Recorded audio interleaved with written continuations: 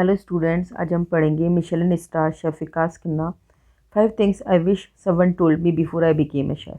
तो Michelin star एक internationally recognised restaurant rating system होता है। ये अवार्ड उन रेस्टोरेंट को दिया जाता है जो कि टॉप क्वालिटी इंग्रेडिएंट्स यूज़ करते हैं, जहाँ की जो डिशेस होती है उनमें बहुत अलग अलग फ्लेवर्स होते हैं और वो हमेशा अपना एक हाई स्टैंडर्ड मेंटेन करते हैं। तो ये जो मिशेलिन स्टार होता है, ये अवार्ड किया जाता है जब पर्सनैलिटी और जो टैलेंट है शेफ़ का वो भी उस डिश में नज़र आए। 5 things I wish someone told me before I became a chef. काश ये 5 चीज़ें कोई मुझे मेरे शेफ़ बनने से पहले बताता। तो ये चैप्टर एक इंटरव्यू के फॉर्म में है, जिसमें famous personality chef Vikas Khanna का इंटरव्यू लिया गया है। तो read an interview of a boy born in a middle class family who went on to become a global food icon from India. तो आज हम ये इंटरव्यू पढ़ेंगे एक लड़के का जो कि मिडिल क्लास फैमिली को बिलोंग करता है और वो ग्लोबल फूड आइकन बन गया है इंडिया से। Vikas Khanna is an internationally acclaimed Indian-American chef, filmmaker and author. Acclaimed का मीनिंग होता है किसी व्यक्ति का आदर करना या अभिनंदन करना, to express a very high opinion of something और समबडी। तो विकास खन्ना को इंटरनेशनली बहुत एडमायर किया जाता है, उनकी तारीफ़ करी जाती है। वो एक शेफ़ है, फिल्म मेकर है और ऑथर भी है। जो जेम्स बियर्ड नॉमिनी अवार्ड होता है, ये एनुअल अवार्ड्स है जो कि recognised chef, restaurant, author and journalist को दिया जाता है यूनाइटेड स्टेट्स में। तो जो उनकी बुक थी विकास खन्ना की, रिटर्न टू द रिवर्स, उस बुक के लिए उन्हें जेम्स बियर फाउंडेशन अवार्ड का नॉमिनेशन भी मिला था। First Indian chefs to be awarded a Michelin star in the US. वो फर्स्ट इंडियन शेफ थे जिनको मिशेलिन स्टार मिला था यूएस में। He has been featured amongst the 10 most influential chefs in the world. Vikas Khanna को दुनिया के इन्फ्लुएंशियल शेफ्स के बीच में भी जगह मिली है और उन्हें इस लिस्ट में शामिल किया था डॉयचे विले और गैजेट रिव्यू ने। डॉयचे विले एक जर्मन जो कि एक इंडिपेंडेंट मीडिया आउटलेट है, तो उन्होंने विकास खन्ना को टॉप 10 इन्फ्लुएंशियल शेफ्स की लिस्ट में शामिल किया था और गैजेट रिव्यू ने भी। He is the host of master chef India, twist of taste and mega kitchens on National Geographic. वह master chef India, twist of taste और मेगा किचन्स जो कि नेशनल ज्योग्राफिक पे आते हैं उनके होस्ट भी हैं। He is the author of 38 award-winning books, including Utsav, world's most expensive cookbook, and the creator of documentary series like Holy Kitchens and Kitchens of Gratitude. वो 38 award-winning books के author हैं, उसमें से उत्सव के भी हैं। ये उत्सव वर्ल्ड की सबसे एक्सपेंसिव कुकबुक मानी जाती है और उन्होंने डॉक्यूमेंट्री सीरीज़ भी बनाई है, जैसे कि होली किचन्स या kitchens of gratitude. He founded the museum of kitchen arts, which is home to thousands of India's unique kitchen tools and equipments located at his alma mater.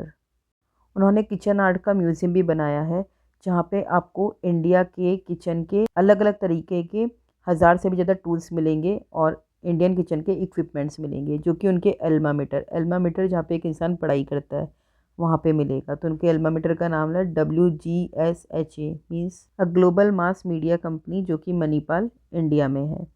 His restaurant Kinara and Ellora in Dubai are rated as favorite Indian restaurant by Condé Nast. उनके restaurant किनारा और एलोरा जो कि Dubai में है, उन्हें favourite Indian restaurant में rated किया गया है कॉन्डे नास्ट के द्वारा। कॉन्डे नास्ट एक मास मीडिया कंपनी है। His initiative free India served more than 65 million meals during the covid pandemic.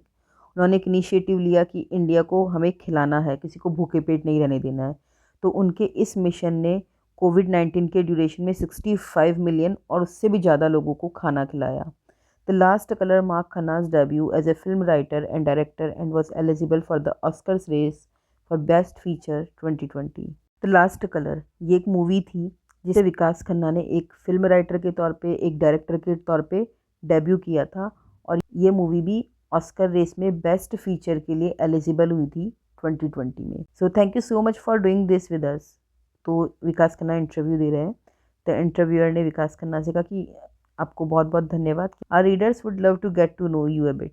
हमारे रीडर्स बहुत खुश होंगे आपके बारे में थोड़ा जान के। Can you share with our readers what inspired you to become restaurateur और शेफ़। आप हमारे रीडर्स से शेयर कर सकते हैं कि इस चीज़ ने आपको इंस्पायर किया रेस्टोरेटर या शेफ़ बनने के लिए। I was inspired by the community kitchens of Sikh temples known as gurdwara, especially the Golden temple.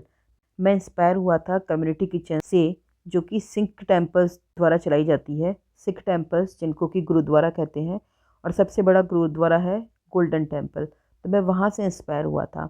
I used to visit there with my grand माँ। मैं वहाँ पे मेरी दादी के साथ जाया करता था। And I was so inspired by the way everyone bring produce from their farms और donate grains and other ingredients. और मैं बहुत इंस्पायर होता था ये देख के कि हर कोई कुछ ना कुछ चीज़ लेके आता था अपने फार्म से, अपने खेतों से, कोई दाने, कोई मसाले, कुछ ना कुछ लोग वहाँ पे आके डोनेट करके जाते थे, दान करके जाते थे। माई ग्रैंड माँ use to tell me that this is the highest service to the divine, feeding people. मेरी दादी कहती थी कि ये सबसे अच्छी और सबसे बेस्ट सर्विस होती है कि लोगों को खाना खिलाना। It stuck in my heart the way people connected through preparations, cooking, serving, eating, cleaning. It was all sacred to me. अगर आपने गुरुद्वारा में देखा होगा तो वहाँ पे सब लोग मिलके काम करते हैं। तो ये मेरे दिल में बस गया था कि कैसे लोग खाने के थ्रू एक दूसरे से कनेक्टेड है, कैसे साथ में बैठ के प्रिपरेशंस कर रहे हैं, कुकिंग कर रहे हैं, कैसे खाना सर्व कर रहे हैं, कैसे खाना खिला रहे हैं, फिर खा रहे हैं, कैसे सफाई कर रहे हैं। तो ये सब मेरे लिए बहुत सेक्रेट, बहुत पवित्र फीलिंग्स थी। This is when I decided that I will dedicate my life to this profession. और उसी वक्त मैंने ये डिसाइड कर लिया था कि मैं कुकिंग के प्रोफेशन को मेरी लाइफ डेडिकेट कर दूंगा। Do you have a specific type of food that you focus on? आपने कोई स्पेसिफिक टाइप ऑफ फूड जिस पे आपने सबसे ज़्यादा फोकस किया हो? What was it that first drew you to cooking that type of food? तो ऐसी कौन सी चीज़ थी कि उस पर्टिकुलर फूड को बनाने के लिए आपके दिमाग में सबसे पहले कैसे आइडिया आया, या ये क्या था जिसने आपका फर्स्ट टाइम उसी particular type of food pay attention लाया था? तो आप हमें इसके बारे में जो या इससे रिलेटेड जो स्टोरी है वो बता सकते हैं? तो विकास खन्ना कहते हैं, I grew up in a very typical north Indian home in Amritsar where every day cooking was a ritual.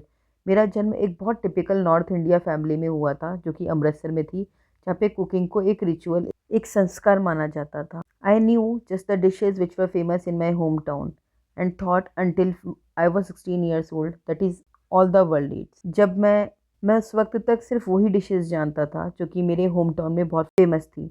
जब तक मैं 16 साल का हुआ था तब तक मैं सोचता था कि सारा संसार यही डिशेस खाता है जो मेरे होम टाउन में बनती है। Then I went to Udupi in South India and tasted authentic southern Indian cooking for the first time. फिर मैं उडुपी गया जो कि साउथ इंडिया में है, और पहली बार मैंने सदर्न इंडिया कुकिंग को फर्स्ट टाइम टेस्ट किया।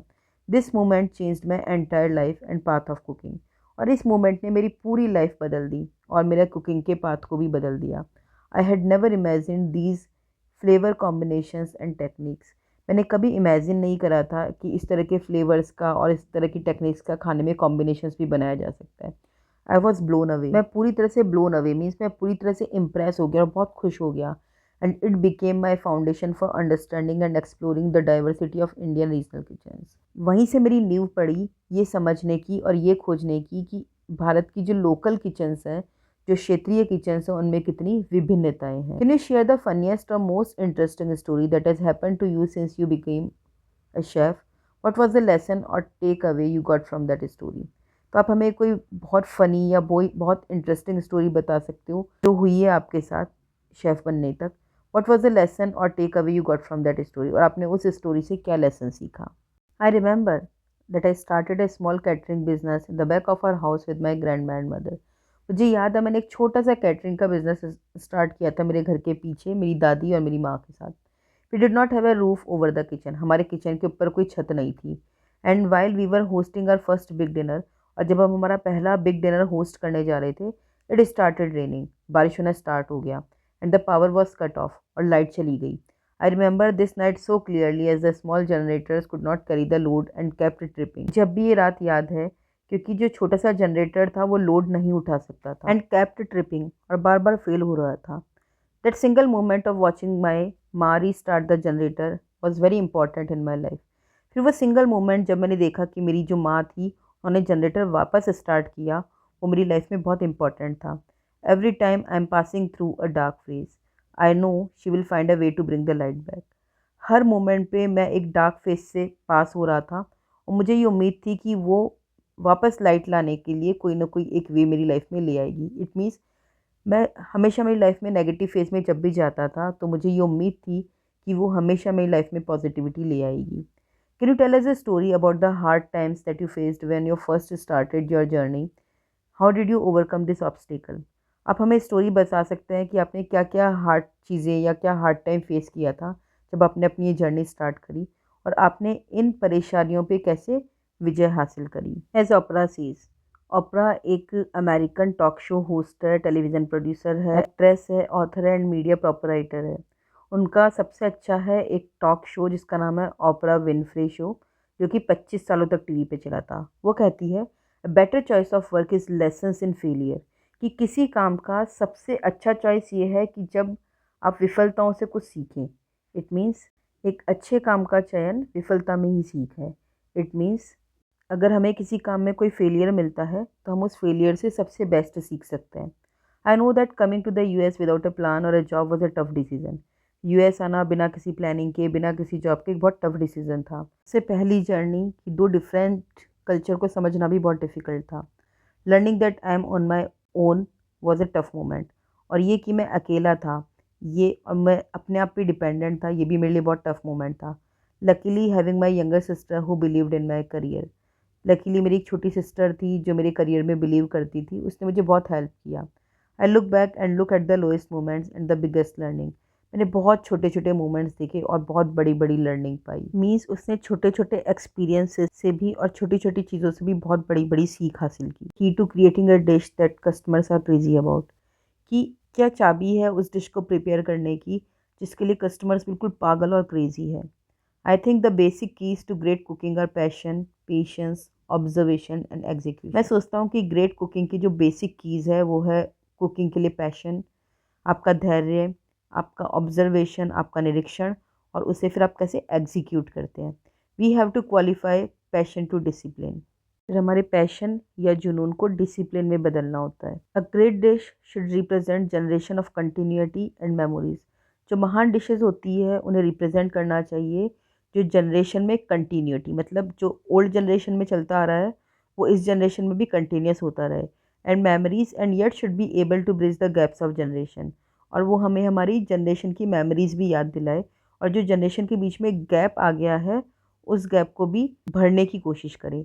इट मीन्स कि महान डिशेज़ वो होती है जो जनरेशन वाइज चलती रहे और हमारी यादों को भी संजो के रखे, और जो जनरेशन गैप आ गया है उसके बीच में ब्रिज का काम करे।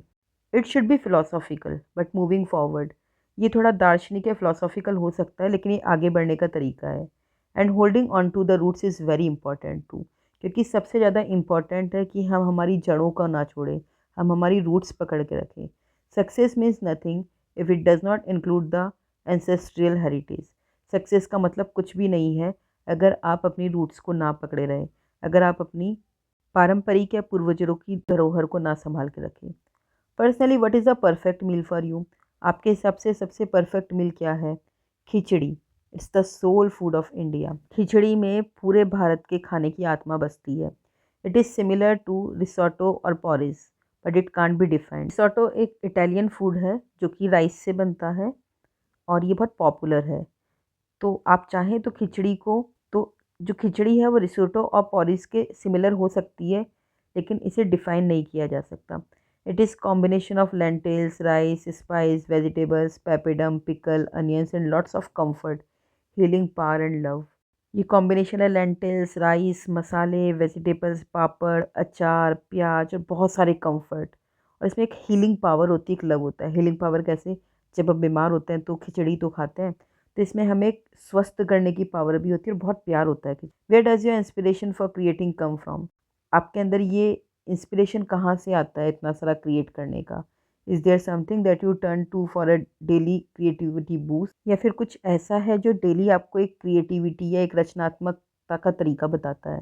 I have spent years travelling all over India and Asia, मैंने मेरा बहुत टाइम ट्रैवलिंग में बिताया है इंडिया और एशिया के चारों तरफ।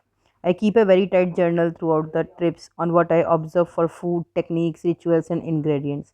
मेरे पास एक बहुत टाइट जर्नल रहती है इस ट्रिप के ड्यूरेशन में, जहाँ पे कि मैं मेंशन करता हूँ फूड जो मैं ऑब्ज़र्व करता हूँ, टेक्निक जो मैं ऑब्ज़र्व करता हूँ, जो भी परंपराएं हैं उस फूड से रिलेटेड, और जो भी मसाले हैं उन सबको मैं ऑब्ज़र्व करता हूँ, उस जर्नल में मेंशन करके रखता हूँ।